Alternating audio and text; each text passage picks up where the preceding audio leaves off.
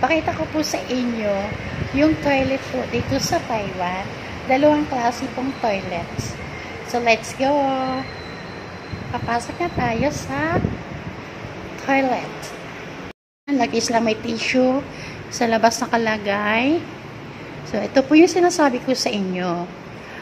Dito po, linya po ito ng squatting toilet.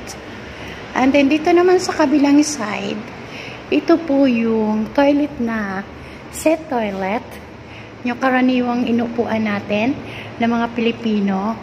Tapos, dito naman po yung mga squatting toilet, yung mga ginagamit ng mga Chinese. Yan po. So, pakita ko po kung ano itsura ng squatting toilet. Ay, ganyan po ang squatting toilet. Okay po. And then, pakita ko naman po sa inyo yung set toilet. Yung ating karaniwang ginagamit. Yan po. So, kung kayo confusing, once na kayo nandito, or kung sa amang bansa, nakasulat po sa taas dyan yung mga names ng toilet. Yan po. So, yun lang po. Sinishare ko lang po sa inyo para po may idea kayo. So, thank you for watching, everyone.